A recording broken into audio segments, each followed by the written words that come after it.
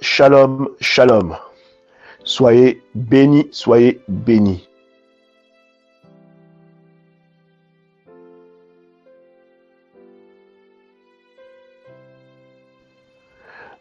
Alléluia, alléluia. Que le Seigneur vous bénisse. Amen. Alors, je me présente, je suis votre humble serviteur. Je suis le pasteur Alain Joël Rembindambia. Et nous nous retrouvons une nouvelle fois pour l'émission La Conquête. Amen. La Conquête. Alors, sans plus tarder, je vous invite à partager. Partager massivement. Et aujourd'hui, il y a un thème particulier qui va se baser typiquement sur tout, je dis bien, tout le livre d'Exode chapitre 18. Tout le chapitre 18. La thématique est le conseil de sagesse. Amen.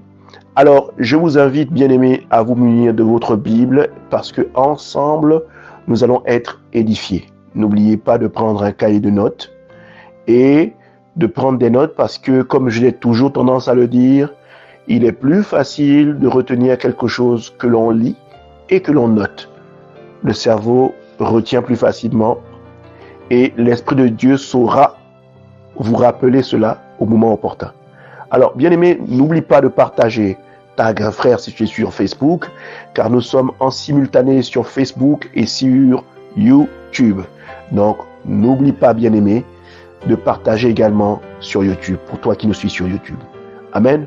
Alors, je suis le pasteur Alain Joël Rembindambia, pasteur principal de la mission évangélique des éclaireurs pour Christ. Et c'est pourquoi, bien-aimé, aujourd'hui, il va se passer quelque chose de très bien, très bien. Le Seigneur va nous faire du bien, bien-aimé. Le Seigneur va nous faire du bien. Alléluia. Le Seigneur va nous faire un grand bien aujourd'hui. Amen. Alors, avant toute chose, bien entendu, bien-aimé, après que tu aies partagé, amen, nous allons prier ensemble. Je bénis le Seigneur pour la vie d'un bien-aimé qui a partagé, qui a tagué. Que le Seigneur se souvienne de ce geste qui semble léger et facile à faire, mais dans le milieu et dans le monde spirituel, tu as agi avec grande puissance parce que tu as béni forcément quelqu'un, tu as fait du bien forcément à une sœur, tu as fait du bien forcément à un père, à une mère et à un frère. Amen. Donc, ça te semble peut-être anodin, mais tu viens de faire du bien à quelqu'un. Alléluia. Alors, on va prier. Avant toute chose, on va prier. Avant toute chose, on va prier. Que le Seigneur vous bénisse tous. Alléluia. Éternel mon Dieu, mon roi, nous te rendons toute la gloire, Seigneur. Je bénis ton saint nom, de ce que tu permettes que moi, ton serviteur, je puisse partager ton enseignement aujourd'hui, Seigneur. Je bénis, ô Éternel, ta majesté, ta grandeur, parce que pour qui suit, pour qui regarde, Seigneur, ton esprit le rend attentif et captif, Seigneur, à ta parole, à ton enseignant, afin que, Père, dans sa vie, il se passe quelque chose de fantastique, que dans sa vie, il se passe quelque chose de surnaturel, que toute chose contraire à toi dans l'esprit et dans le corps et l'âme d'un bien-aimé tombe au nom puissant de Jésus-Christ de Nazareth, afin que, Père, ta volonté s'établisse sur la vie d'un bien-aimé au nom puissant de Jésus-Christ de Nazareth. Bien-aimé, toi qui es avec nous, proclame un Amen. Alléluia. Alors aujourd'hui, nous allons nous centrer sur le chapitre 18. Le chapitre 18, l'épisode numéro 5, le thème conseil de sagesse. Le conseil de sagesse. Alléluia. Alors, je voudrais que tu prennes ta Bible, comme on l'a dit tout à l'heure, et on va lire ensemble le chapitre 18, mais on ne va pas le lire en entier. Je vais vous faire un bref récapitulatif de ce que possède le chapitre 18, et ensemble, nous allons comprendre la profondeur qui s'y trouve. Alléluia. Alors, quand on parle du chapitre 18, c'est un verset qui commence de verset 1 au verset 27, donc verset 27. Amen. Donc, verset 27, il y en a 27. Alléluia. Alors, Dieu parle essentiellement de comment Jéthro, qui est le beau-père de Moïse, retrouve Moïse dans le désert. Amen. Alors, ce dernier est très heureux de retrouver son beau-fils, Moïse. Et Moïse s'empresse de lui raconter. Moïse s'empresse de lui raconter un peu tout ce qu'ils ont traversé, de comment Dieu a sorti son peuple d'Égypte et comment Dieu a terrassé les Égyptiens et le Pharaon. Amen. Il parle des bienfaits de Dieu. Il parle de comment Dieu a piloté les choses. Il parle de comment Dieu a travaillé fidèlement et comment Dieu a fait de grandes choses. Amen, pour son peuple.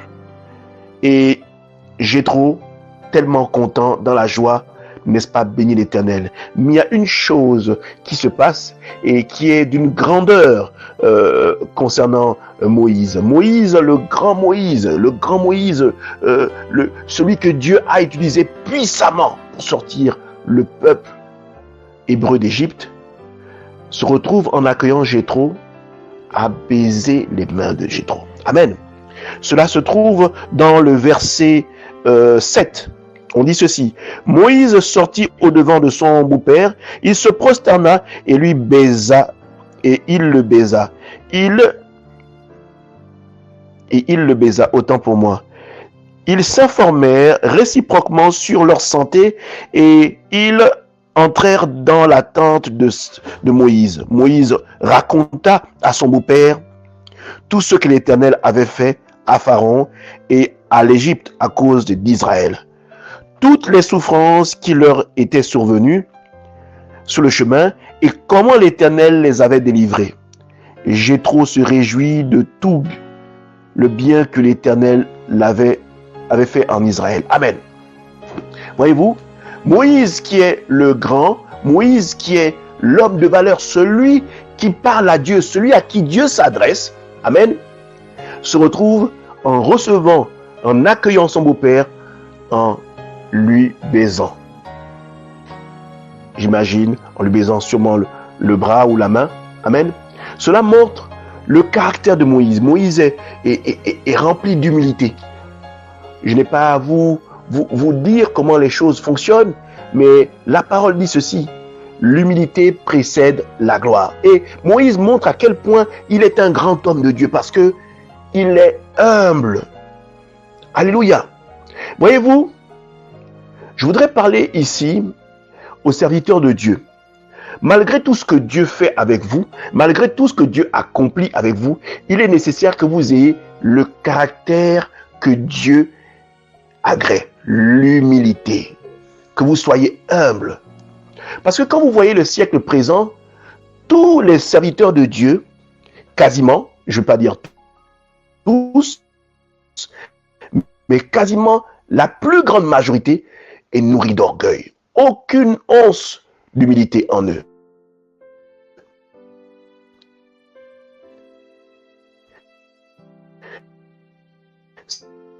C'est vrai, je voudrais dire à quelqu'un que vous pouvez opérer des miracles. Vous n'avez pas le caractère de Dieu tel que Dieu le veut. Amen. Vous serez proprement soumis à ce dont parle la parole, où beaucoup de gens viendront vers le Seigneur en disant: n'avons-nous pas chassé des démons à ton nom? N'avons-nous pas guéri des malades? Et le Seigneur Jésus leur dira: mais éloignez-vous de moi, je ne vous ai point connu. Tout simplement parce qu'ils n'avaient pas le caractère de Dieu. Donc, faisons très attention, humbles serviteurs de Dieu, nourrissez-vous de l'humilité, nourrissez-vous de l'humilité. Quand je vois les grands hommes de Dieu, ceux avec qui Dieu travaille vraiment, vous devez comprendre que le premier caractère, c'est l'humilité. Un serviteur de Dieu rempli d'humilité est un premier signe pour vous montrer que cette personne-là marche vraiment dans l'intégrité. C'est l'un des premiers signes. C'est vrai, beaucoup de gens aujourd'hui disent je vais aller dans une église, mais comment faire pour reconnaître que Dieu est vraiment là? Écoutez, le premier caractère, c'est l'humilité. Quand vous vous entretenez avec le serviteur de Dieu, quand vous parlez avec le serviteur de Dieu, les quelques jours que vous allez passer dans la présence avec le serviteur de Dieu, si vous notez de l'humilité, vous savez déjà que c'est un signe qui peut vous montrer que vous êtes à un bon endroit où Dieu peut faire des choses magnifiques avec vous. Alléluia. Alors là, on voit Moïse qui baise Jéthro et qui est content parce que Jéthro a fait quelque chose de magnifique. Jéthro est quitté de là où il était, venir retrouver Moïse dans le désert. Notez que Moïse a laissé femme et enfants avec son beau-père en allant sortir le peuple d'Égypte, le peuple hébreu d'Égypte. Mais Jéthro, conscient que c'est la femme de Moïse et qu'elle ne peut pas rester à la maison de son père, donc il accomplit une tâche gigantesque pour le coup. C'est-à-dire qu'il prend la femme de Moïse et il l'amène jusqu'à Moïse dans le désert. Amen. Alors, dans le désert, Moïse raconte les merveilles du Seigneur. Et il y a une chose magnifique que nous allons trouver, je veux dire, à partir du verset 10. On dit, et Jéthro dit, béni soit l'Éternel, qui vous a délivré de la main des Égyptiens et de la main de Pharaon, et qui a délivré le peuple de la main des Égyptiens.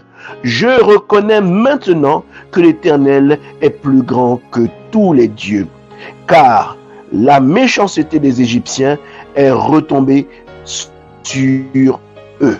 Amen. Comprenez bien et marche dans la droiture. Quand tu marches dans la justice, quand tu es quelqu'un d'intègre, peu importe les sévices qu'on peut te faire, Dieu sera toujours pour toi, Dieu, Jéhovah Tsidkenu, le Dieu de justice. Il ne te laissera jamais tomber. Voyez-vous, le peuple hébreu avait attendu pendant 400 ans. Mais comment Dieu s'est manifesté pour les délivrer de la main du pharaon et du peuple égyptien, c'était magistral. Donc, c'est pour te dire, je voudrais parler à quelqu'un particulièrement en te disant, peut-être que tu traverses des moments difficiles, peut-être que c'est très difficile pour toi, peut-être que tu es écrasé, autant écrasé que le peuple hébreu en Égypte. Peut-être que tu vis des souffrances, peut-être que tu ne te nourris pas bien, peut-être que tu n'as pas de travail, peut-être que tu as quelqu'un qui t'oppresse, peut-être que même sous les coups de la sorcellerie familiale, il y a une oppression. Mais sache une chose, persévère, accroche à Jéhovah Tsidkenu, qui va faire la démonstration de montrer à ceux qui t'oppressent que tu es vraiment une enfant de l'Éternel. Alléluia. Alors, il y a quelque chose qui se passe à la suite, c'est que Jéthro dit ceci. Jéthro, beau-père de Moïse, offrit à Dieu un holocauste et des sacrifices. Aaron et tous les anciens d'Israël vinrent participer au repas avec le beau-père de Moïse en la présence de Dieu. Voyez-vous, bien-aimés, quand on célèbre avec le Seigneur, il faut avoir un seul et même esprit. Il y avait les anciens, il y avait Jéthro le beau-père et il y avait également Aaron. Tous célébraient ensemble. Et on dit qu'ils célébraient ensemble devant l'Éternel. Pas devant une autre entité, pas devant une autre statuette, pas devant un autre talisman, mais devant l'Éternel. Apprenez à toujours célébrer avec l'Éternel et devant l'Éternel. Alléluia. Alors, il y a une chose qui va prendre toute son ampleur, et c'est ça qui va être le point central de cet enseignement aujourd'hui, qui est le conseil de sagesse. Alors, Moïse avait une façon de travailler, c'est que du lever au soir, du lever du matin, du lever du soleil au soir, Moïse traitait tous les sujets de tout le peuple. Alors, Jéthro, le voyant faire, se dit, mais c'est pas possible. Moïse va s'épuiser, Moïse va se tuer, mais Moïse, il n'est pas bon que tu fasses comme ça. Écoute, je vais te donner un conseil. Amen. Voyez-vous, en tant qu'homme de Dieu, même en tant que brebis, il est bon pour nous que nous soyons de ceux qui écoutent les conseils. Voyez-vous, parfois, parmi les hommes de Dieu, beaucoup ont déjà le ministère et sont tellement imbus de leur personne qu'ils ne veulent plus se rabaisser à écouter les conseils des personnes qui les entourent ou le conseil même du corps pastoral. Ils s'érigent en Dieu vivant alors que, au travers de, ce n'est pas lui qui délivre, ce n'est pas lui qui sauve, mais il s'est mis maintenant en tant que sauveur, en tant que guérisseur, en tant que docteur, en tant que sachant, en tant que dominateur total. Alors que, tout simplement, celui qui travaille au plus profond de lui, c'est Dieu. Et, pour dire, Moïse a eu le plus beau et la plus belle des réactions, pour ma part. Il a écouté le conseil de son beau-père Jéthro. Amen. Nous allons lire ensemble. Alors, on se trouve au verset 13. Nous allons reprendre ceci. Le lendemain, Moïse s'assit pour juger le peuple, et le peuple se tint devant lui. Depuis le matin jusqu'au soir, le beau-père de Moïse vit tout ce qu'il faisait pour le peuple, et il dit, « Que fais-tu là avec ce peuple? Pourquoi sièges-tu seul ?» Je pense aux serviteurs de Dieu qui pilotent et qui conduisent les assemblées comme étant des vrais dictateurs, des vrais chefs en puissance. Dieu ne peut pas vous équiper de la totale sagesse, de la totale façon de conduire. Amen. Dieu ne peut pas mettre tout en un homme si ce n'est Jésus. Dieu a toujours tendance à faire en sorte, n'est-ce pas? Déjà, Dieu est un Dieu d'ordre, Dieu est un Dieu organisé et il entend que pour tout conducteur, il y ait un organigramme, il y ait une organisation pour la conduite de la vision qu'il a donnée à son bien-aimé, son serviteur ou sa servante. Alléluia. Donc, il est nécessaire que vous soyez des personnes non seulement remplies d'humilité, n'est-ce pas? Et deuxième chose, que vous soyez quelqu'un qui ait l'oreille de l'écoute. Alléluia.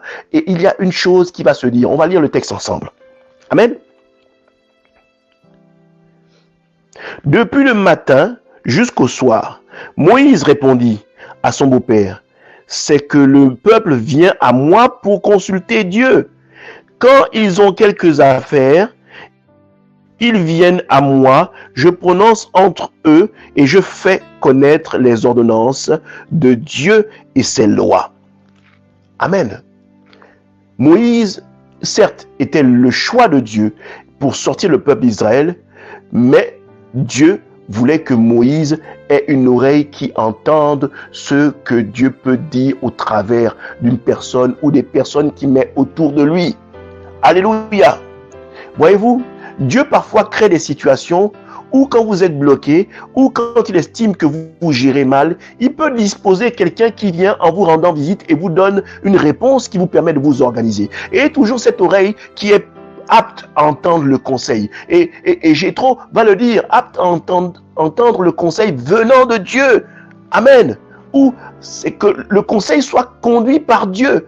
Alléluia. Il dit ceci.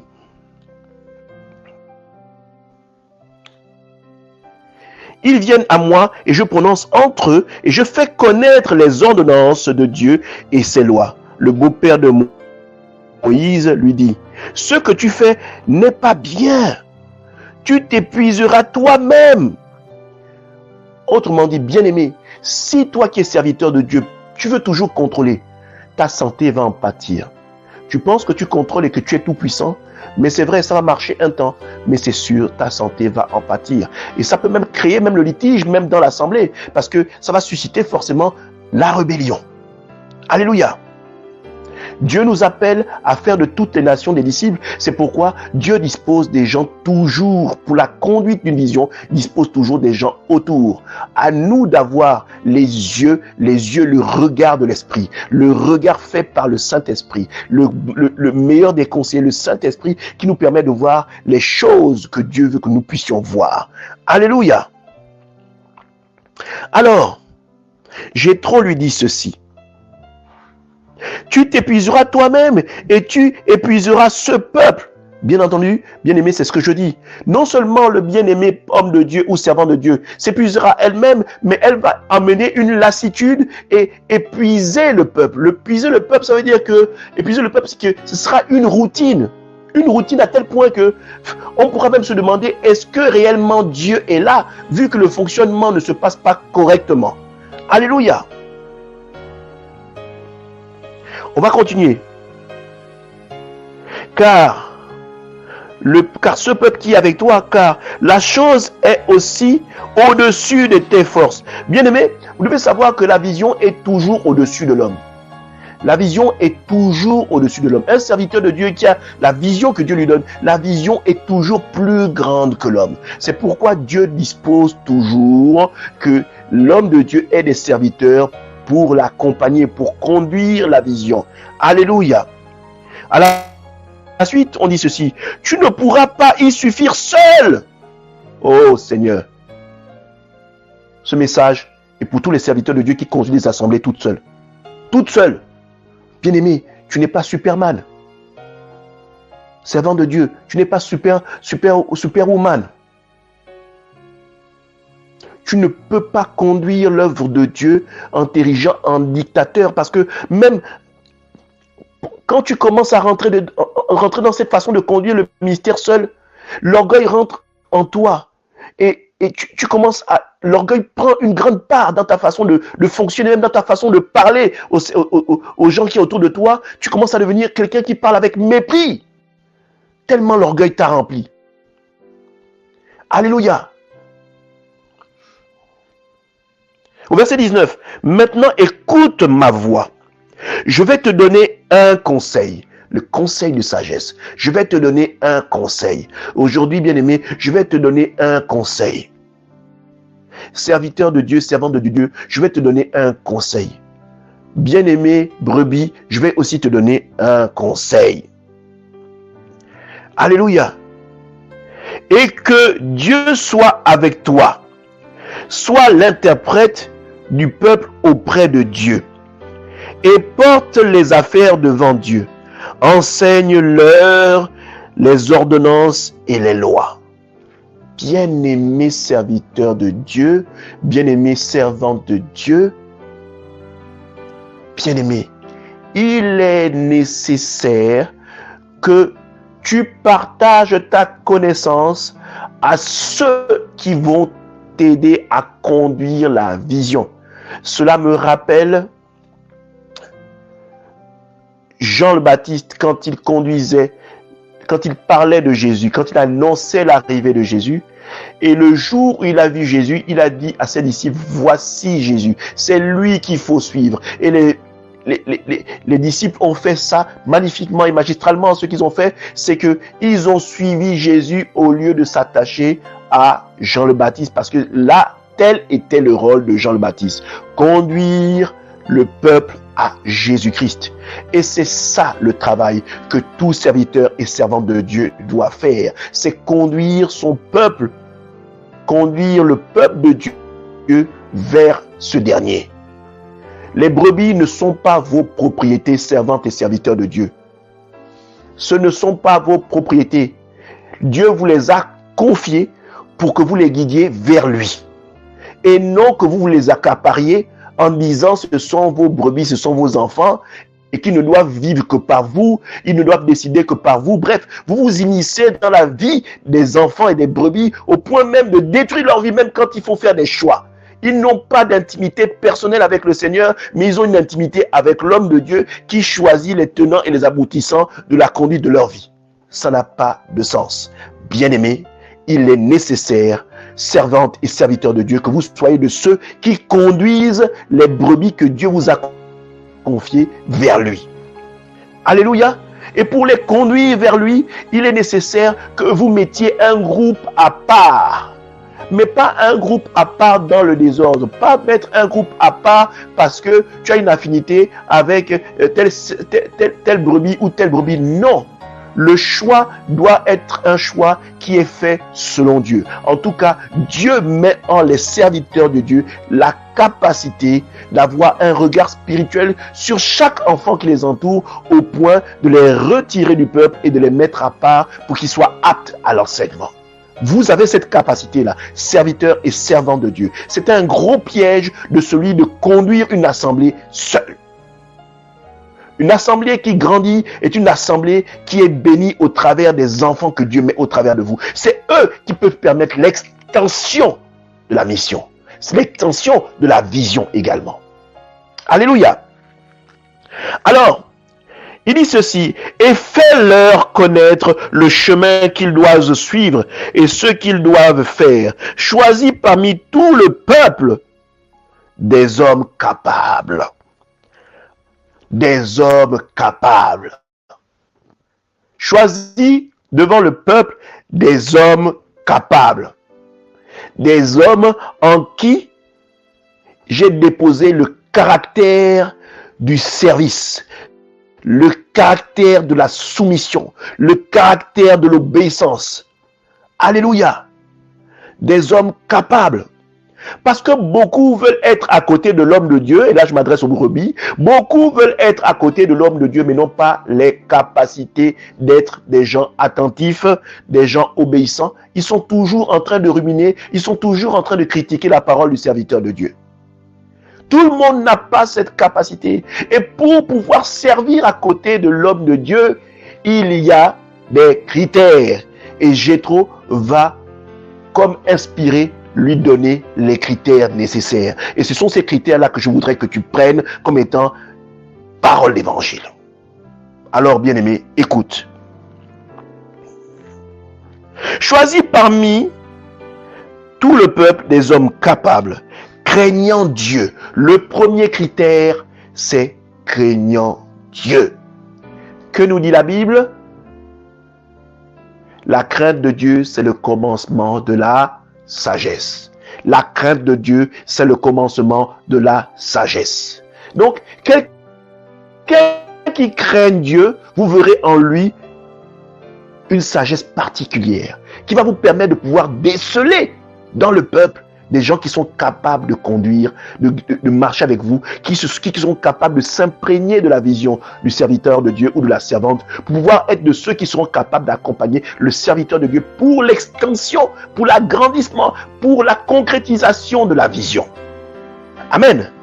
Alors, on dit, premier critère, en tant qu'homme capable,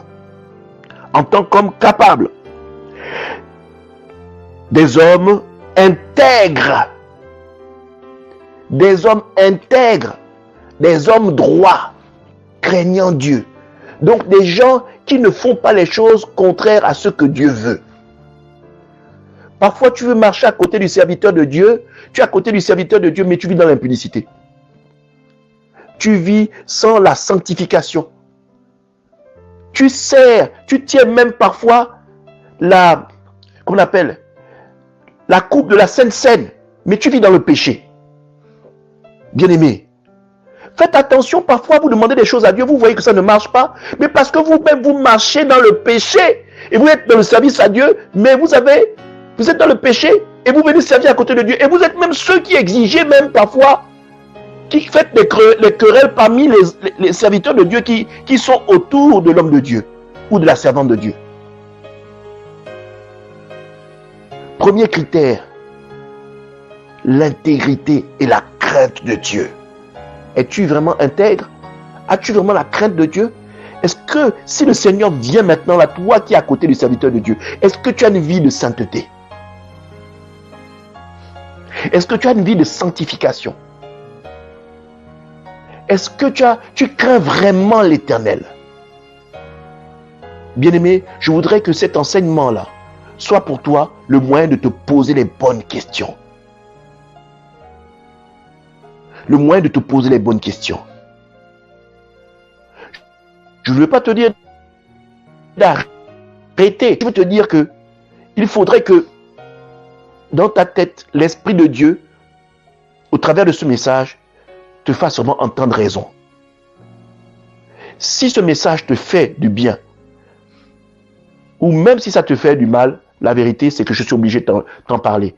Même si ça doit te bousculer, mais la vérité, c'est que je suis obligé de t'en parler. Il faut que quelque chose se passe. Amen. Il faut que quelque chose se passe. Tu ne peux pas conduire à côté de l'homme de Dieu si tu n'es pas un homme intègre, si tu n'es pas un homme juste. Alléluia. Si tu n'es pas un homme intègre, par défaut, ça veut dire que tu ne crains pas le Seigneur. Amen. Tu ne crains pas le Seigneur. Alléluia. On dit, deuxième chose. Alléluia.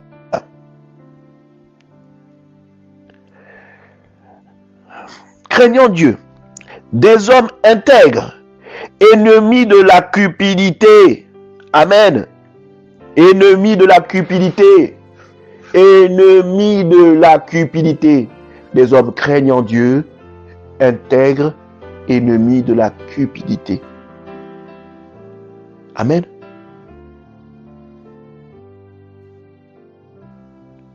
Je n'ai pas à vous rappeler comment était Judas. Il était à côté du Seigneur. Mais vraiment, la cupidité était son Dieu.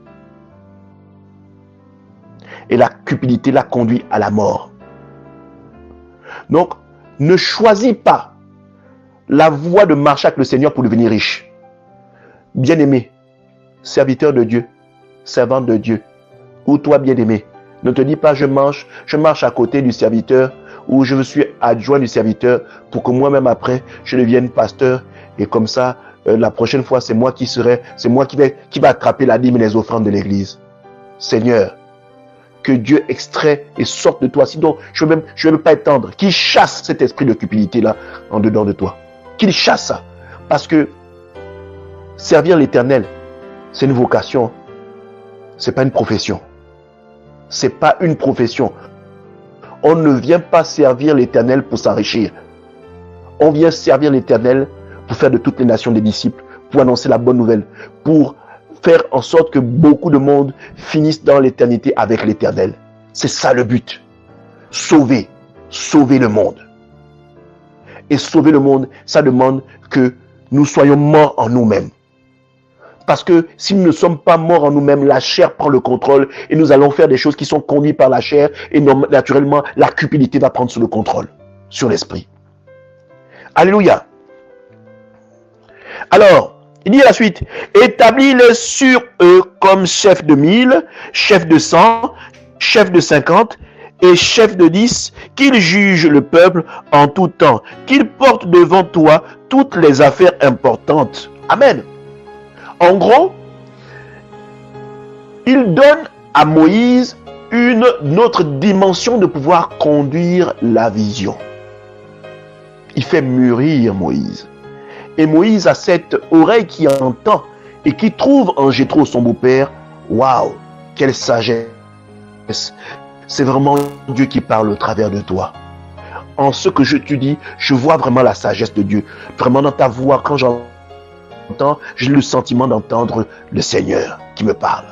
Oui, bien-aimé, Dieu est un Dieu d'ordre. Et pour pouvoir faire en sorte que la vision grandisse, il est nécessaire non seulement que qui est à côté de toi, des gens qui craignent le Seigneur, des gens qui sont intègres et des gens qui sont ennemis de la cupidité. Et deuxième, et par la suite, on dit ceci, il faut que les gens épousent la vision. Ils épousent la vision.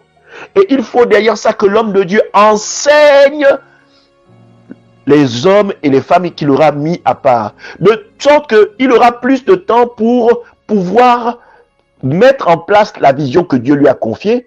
Et derrière ça, les serviteurs qu'il aura mis à part seront en train de faire la charge que lui pouvait faire avant. Mais non seulement ça, si les affaires sont compliquées, alors l'homme de Dieu est appelé pour pouvoir régler telle ou telle autre situation. Serviteur de Dieu, arrête de t'ériger en Dieu dans l'assemblée. Ça te perdra. Amen. Il dit ceci, des chefs de 10, qu'ils jugent le peuple et tout ce qu'ils portent devant toi, toutes les affaires importantes et qu'ils prononcent eux-mêmes sur les petites causes. Alléluia. Si tu as formé, si tu as appris les commandements, les lois, les ordonnances, tu as enseigné sur la parole de Dieu, ceux qui sont autour de toi vont t'alléger le travail. Du coup, tu pourras te concentrer. Tu pourras te concentrer sur d'autres tâches que le Seigneur t'assignera aux serviteurs de Dieu. Alléluia. On continue. Si tu fais cela et que Dieu te donne des ordres, tu pourras y suffire et tout le peuple parviendra heureusement à sa destination. Serviteur de Dieu, servant de Dieu, si tu es organisé tel que le conseil, comme le conseil de Jéthro adressé à Moïse, tu verras ta vision prendre forme de manière exponentielle. Et tu feras également des enfants en Christ, qui eux, ayant été enseignants, ayant vu comment tu conduis la vision, seront les parfaits imitateurs de comment le Père a fait. Amen. Ils ne seront pas des gens désordonnés. Tu enseignes non seulement la parole de Dieu, mais Dieu, tu leur demandes, tu commences à leur enseigner comment ils peuvent avoir une intimité avec Dieu, tout comme toi, tu as une intimité avec le Seigneur. Et ceux-ci vont faire en sorte que l'enseignement qu'ils ont reçu de toi, ils vont le porter aussi vers le peuple, de telle sorte que le peuple soit autonome. Et non que toi, ô serviteur ou servant de Dieu, tu t'ériges en maître dans la vie de tout un chacun que Dieu t'a mené. Non, bien-aimé. Apprenons à répartir le travail, répartir les tâches pour la conduite de la vision que Dieu nous a donnée. Apprenons à faire ça. Dieu est un Dieu d'ordre pour qui sait entendre la parole de Dieu. Moïse écouta la voix de son beau-père et fit tout ce qu'il avait dit. Moïse choisit des hommes capables parmi tout Israël. Il les établit chefs du peuple, chefs de 1000, chefs de 100, chefs de 50, chefs de 10. Il jugeait le peuple en tout temps. Il portait devant Moïse les affaires difficiles. Ils prononçaient eux-mêmes sur toutes les petites causes. Moïse laissa partir son beau-père et Jéthro s'en alla dans son pays. Ah, waouh! Jéthro a été vraiment comme un ange envoyé pour partager un conseil à Moïse. Jéthro a été le messager de Dieu pour Moïse. Voyez-vous, parfois, serviteurs de Dieu et servants de Dieu, Dieu suscite toujours à côté de vous des gens qui vous donnent le conseil face à certaines situations. Ne soyez pas de ceux qui avaient des bouts de caisse dans les oreilles au point d'être sourds et de ne point entendre le conseil des gens qui y a autour. Tout conseil est bon à prendre. Et s'il est conduit par la sagesse, vous qui avez l'Esprit de Dieu vous convaincra pour vous dire, ce conseil, je le prends et je l'applique dans mon ministère. Ce conseil est bon, je le prends et je l'applique dans ma façon de marcher avec le Seigneur. Amen. Donc aujourd'hui, c'est ce que je voulais réellement partager avec vous, de comprendre le conseil que Dieu peut faire. Voyez-vous, je voudrais dire que ne vous pressez pas, ne vous pressez surtout pas de pouvoir servir Dieu. Servir Dieu n'est pas une tâche facile. Voyez-vous, la semaine dernière, on a parlé des souffrances des serviteurs de Dieu. Réellement, conduire une assemblée, conduire une vision que Dieu vous a donnée, ou que Dieu a donnée à un homme de Dieu ou à un servant de Dieu, ce n'est pas tâche facile. Voyez-vous, ceux qui se précipitent souvent pour suivre, pour entrer dans le ministère, si ce n'est pas le temps, s'ils ne sont pas appelés, bien aimés, ils se heurtent à un problème terrible. C'est qu'ils n'ont pas la capacité d'avoir l'endurance, l'espérance. C'est pourquoi vous voyez, vous allez voir beaucoup de serviteurs, ils ont bien commencé. Mais voyons la difficulté de la conduite du ministère, ils rentrent dans plein de choses occultes. La magie, la sorcellerie, pour faire croître l'assemblée, pour amener plus d'âmes, pour qu'il y ait plus d'argent. Tout simplement parce que ce n'était pas le temps auquel ils étaient appelés. Ce n'était pas le temps pour eux d'être élevés au rang de serviteurs de Dieu. Ou bien pire, ils n'étaient pas appelés à devenir serviteurs de Dieu ou appelés à avoir une assemblée. Vous voyez, il y a des serviteurs qui sont à côté de vous, hommes de Dieu. Et je voulais parler à ces derniers en disant ceci. Il y a des gens à qui Dieu n'autorise pas d'ouvrir une assemblée ou de créer une assemblée. Il y a des gens à qui Dieu dit, vous devez rester à côté de l'homme de Dieu qui est votre père spirituel. Et vous devez marcher sous son autorité pour qu'il vous permette d'ouvrir, n'est-ce pas, une extension de la même assemblée. C'est-à-dire que vous restez par exemple dans Mission évangélique des éclaireurs pour Christ, et dans Mission évangélique des éclaireurs pour Christ, Dieu permet qu'on ouvre une annexe et l'homme de Dieu que je suis, je vous permets d'aller gérer cette annexe. Parfois, vous êtes obligé, Dieu permet parfois que vous connaissant, il permet que vous soyez toujours sous l'autorité de quelqu'un. Et il y a d'autres à qui vraiment Dieu met en eux la capacité de créer une œuvre, de la marcher dans cette œuvre-là et de donne une vision pour pouvoir faire en sorte que la vision vraiment prenne une ampleur et dispose des hommes autour. J'entends encore parfois dans mon esprit, dès que Dieu, pour quelqu'un qui n'a pas l'humilité et qui ne sait pas entendre le conseil de Dieu, il y a des serviteurs de Dieu qui gardent des enfants à leur crochet, les empêchant de partir servir Dieu. Et pourtant, les enfants que Dieu vous a donnés ont reçu le fait d'aller ouvrir ou de créer leur propre vision. Dieu leur donne la vision, il leur donne la capacité d'ouvrir cette vision. Mais l'homme de Dieu qui est le Père s'entête et dit non, tu vas me servir jusqu'au bout. Amen. Ça, c'est la symbolique et le comportement des gens qui ont fermé les égouttis pour entendre le Seigneur. Soyez d'une oreille attentive. Ça fait vraiment du bien de savoir que un de vos fils, Dieu l'utilise dans une autre vision. Ça fait vraiment du bien. Soyez dans la joie. Quand vous avez une telle chose qui se propose devant vous, vraiment, quand un enfant vient vers vous en disant, papa, Dieu m'amène à a mis en moi une vision, que je sois le conducteur. Soyez dans la joie. Soyez dans la joie. Parce que Dieu a certainement mis en lui des capacités.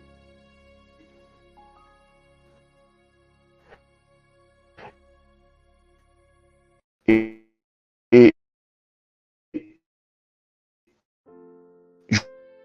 je bénis le Seigneur et les enfants qui veulent conduire de Dieu, conduire une vision. Moi, je serais heureux qu'un de nos fils spirituels fasse mieux que nous. C'est une joie pour un père, c'est une joie pour une mère de savoir que son enfant fait mieux et que Dieu l'utilise puissamment. Alléluia.